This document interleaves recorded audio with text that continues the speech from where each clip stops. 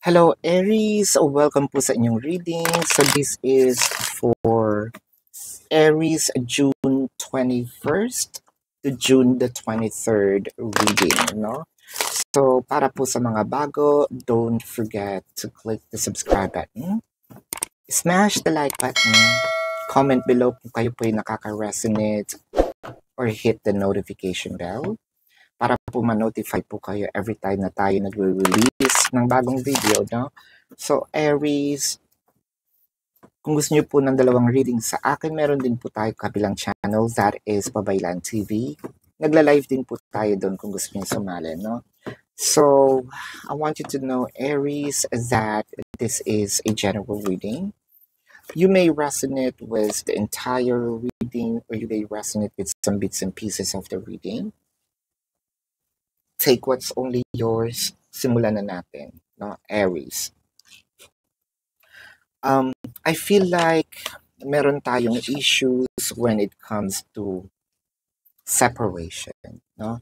Siguro nung bata-bata tayo, no, na-witness natin ang paghihiwalay, no? Siguro ng family or saksi tayo, no? Witness tayo sa isang napakasakit na separation, whether it is by our parents or whether it is by someone who's really close to our hearts, no? Nakita natin na siguro pinangako natin sa sarili natin nung na-experience kasi natin yon, whether it has a direct impact, no? Whether it is rather sa inside the family or outside, no? Meron itong direct impact sa atin. So parang sinabi natin sa sarili natin na pag lumaki ako, pinangako ko sa sarili ko or papangako ko sa sarili ko na hindi magiging broken family, no?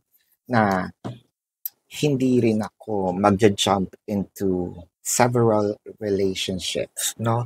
Kasi nakita mo kung gaano kagulo, kung gaano ka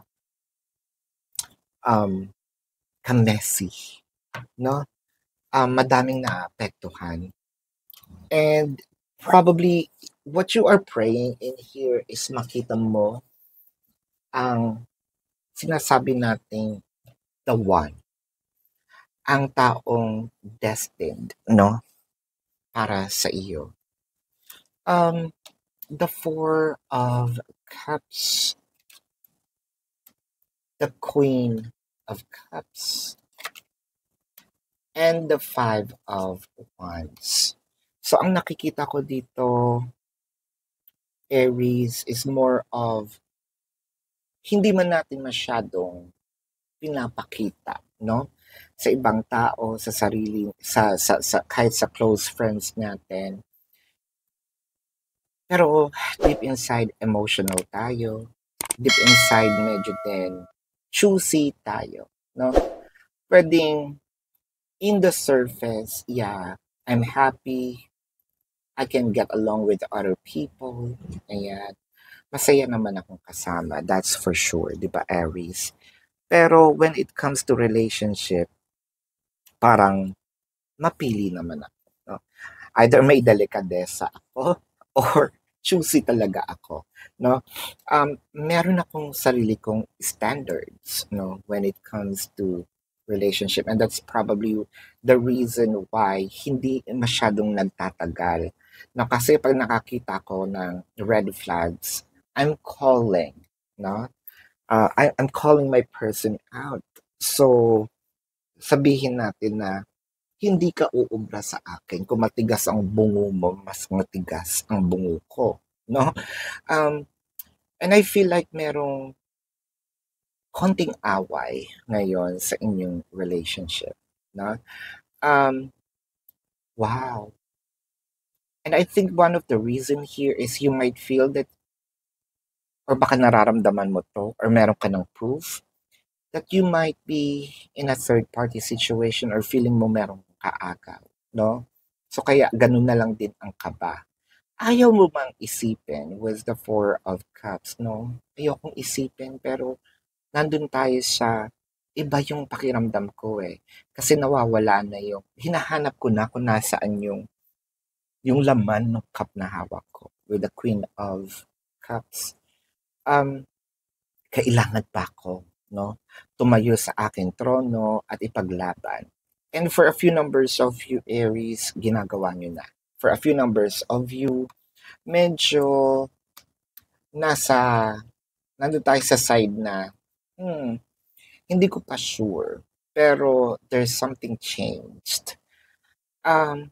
Kasi kapag when Aries loved, very passionate, mainitin nga lang talaga ang ulo. No? And I am seeing here with the Wheel of Fortune.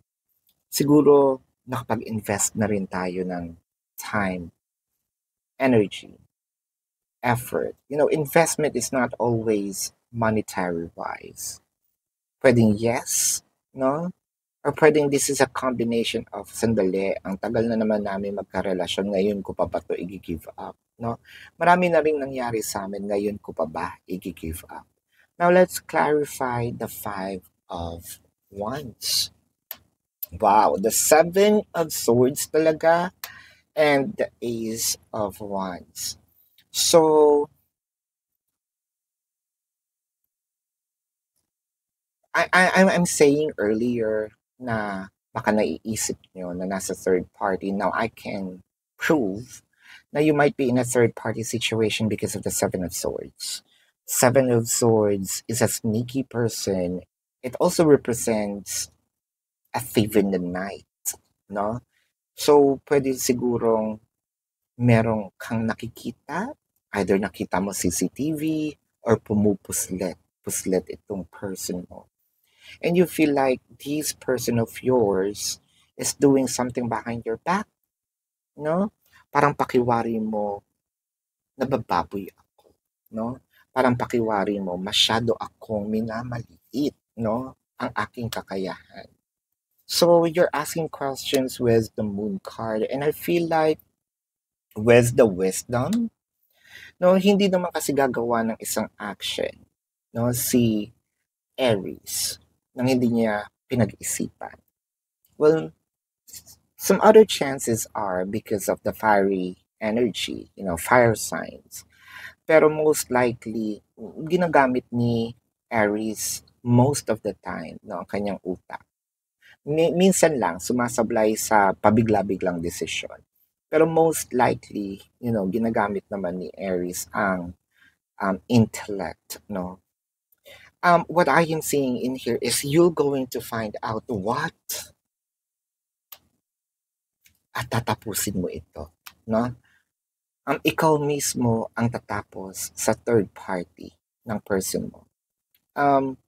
I am seeing here you're gonna find out that you might be an option. So parang mariresolba mo ang isang bagay bago pa lumala, no? Nagsisimula pa lang pero nandun ka na to stop it, no? Yung sinasabi nating prevention is better than cure. Ang masakit lang, nagsimula na. Ang maganda doon, wala pa sa gitna, kakasimula pa lang. At ang maganda doon, may stop mong mabuti. Pero mas maganda sana kung wala, no? Pero, nandyan na yan. Nagsimula na. Tatapusin. Ayan. So, this is your reading, Aries. Let's check the zodiac sign of your person. Now, this could be their sun sign or a placement in their chart. I am seeing Pisces, Scorpio, Virgo, Cancer. Pisces is very dominant, no? What I am also seeing in here is Leo, Sagittarius. So this is your reading. Aries, para po sa mga bago, don't forget to click the subscribe button, smash the like button, comment below kung kayo po ay nakaka-resonate, and hit the notification bell. At kung gusto niyo pong sumali sa ating live sessions, nasa kabilang channel po yun, that is Pabaylan TV. Yan po ang ating unang channel catered for our international audience. At nagla-live din po tayo doon, no? So kung gusto niyo pong sumali, you're very much welcome. Pwede rin naman po kayo magtanong no, dito sa comment section. As long as the question is answerable by yes or no, by all means, go ahead and do so. No? Pero kung feeling nyo hindi po kayo magpasasatisfy sa yes or no na sagot lang, no? Sa description box po, no, there is a link. Either you have to copy the link or click the link. No, you're gonna be routed to my page. No, type in your questions. Nandun po lahat ng information, the price, how much per question, how to do it, when the payment is, kung saan is-send yung payment, modes of payment, nandun din po yan. No? And we have a promotion of 4 questions plus 1. So take advantage of it. That's discounted price. And kung gusto nyo rin pong i-avail ang ating private reading, nandun po yan sa description box. So this is your reading once again, Aries. Love and light to you. Namaste.